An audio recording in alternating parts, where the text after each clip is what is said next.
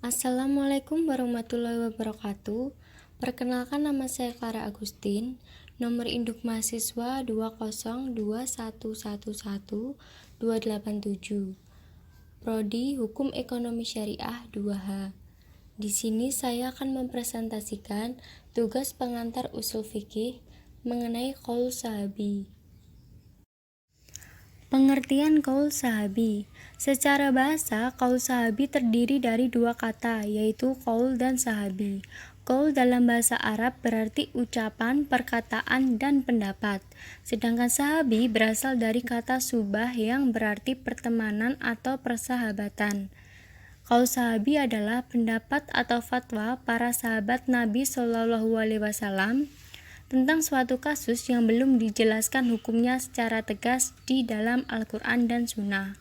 Qaul sahabi juga termasuk salah satu sumber pengambilan hukum Islam setelah urutan sumber-sumber utama yang disepakati, yaitu Al-Quran, As-Sunnah, Ijma', dan juga Qiyas. Macam-macam qaul sahabi. Menurut Abi Zahrah, fatwa sahabat terdiri dari beberapa macam. Yang pertama, yang disampaikan sahabat berupa berita yang didengarnya dari Rasulullah SAW. Tetapi, ia tidak mengatakan bahwa berita itu sebagai sunnah Nabi. Yang kedua, yang diberitakan para sahabat itu suatu yang didengarnya dari orang yang pernah mendengarnya dari Nabi. Tapi, orang tersebut tidak menjelaskan yang didengarnya itu berasal dari Nabi. Yang ketiga, sesuatu yang disampaikan sahabat itu merupakan hasil pemahamannya terhadap ayat-ayat Al-Quran, sedangkan sahabat lain tidak memahaminya. Yang keempat, sesuatu yang disampaikan para sahabat telah disepakati lingkungannya, namun menyampaikannya hanya sahabat sendiri. Yang kelima, yang disampaikan sahabat merupakan hasil pemahamannya atas dalil-dalil karena kemampuannya dalam bahasa Arab dan penggunaan dalil lafaz. Kedudukan qaul sahabi. Mengenai pendapat sahabat terhadap orang-orang sesudah sahabat dapat diperincikan sebagai berikut. Pendapat sahabat dalam hal yang tidak ditanggapi oleh pikiran, pendapat semacam ini menjadi hujah terhadap kaum muslimin, karena yang dikatakannya tidak boleh berasal dari Nabi. Pendapat sahabat yang tidak disalahi oleh sahabat lain, pendapat semacam ini menjadi hujah bagi kaum muslimin, karena pendapat tersebut merupakan ijma' sahabat. Pendapat sahabat itu hasil ijtihadnya sendiri, sedangkan di antara sahabat ada yang tidak sepakat dengan pendapat itu. Pendapat sahabat seperti inilah yang diperselisihkan kehujahannya di kalangan ulama. Kehujahan qaul sahabi. Fatwa sahabat yang bukan berasal dari hasil ijtihadnya sehingga tidak dapat dijadikan sebagai hujah dalam menetapkan hukum syara, baik berupa pendapat maupun berupa ketetapan hukum. Fatwa sahabat yang disepakati secara tegas di kalangan mereka yang dikenal dengan ijma' sahabat. Fatwa seperti ini merupakan hujah dan mengikuti generasi sesudahnya. Fatwa sahabat secara individu tidak mengikat sahabat lain. Oleh sebab itu, tidak jarang para mujtahid di kalangan sahabat berbeda pendapat dalam suatu mujadalah.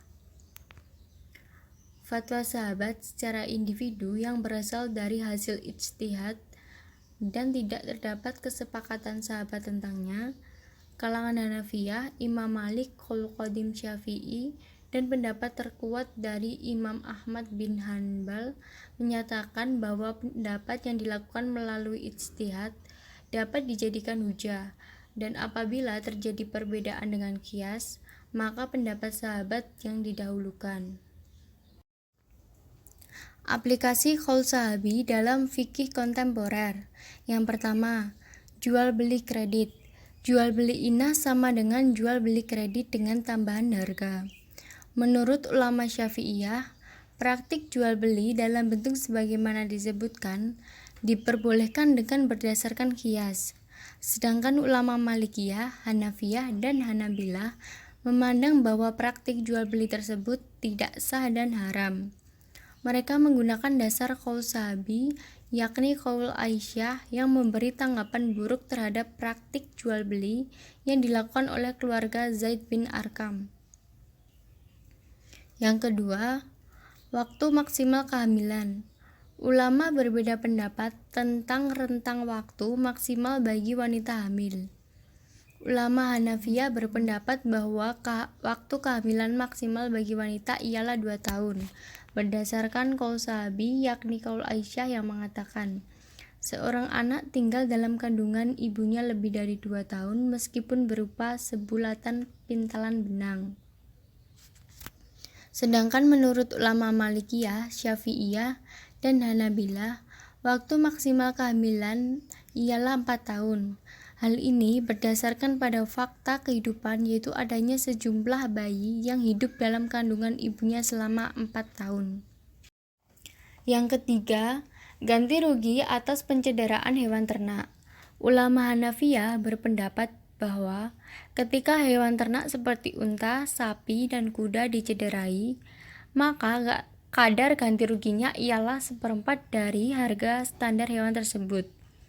Pendapat tersebut berdasarkan qaul Umar bin Khattab dalam suratnya kepada Syurai yang intinya bahwa ganti rugi hewan yang dicederai matanya ialah 1/4 dari harga standar hewan tersebut. Sedangkan menurut ulama Malikiyah, Syafi'iyah, dan Hanabilah, kadar ganti ruginya ialah senilai dengan harga yang terkurangi dari harga standar hewan tersebut. Berdasarkan dengan kias, yakni kias kepada kasus perbuatan melawan hukum terhadap harta kekayaan orang lain. Yang keempat, masa minimal menstruasi. Ulama Hanafiyah berpendapat bahwa kadar waktu tersingkat menstruasi perempuan ialah 3 kali 24 jam atau 3 hari.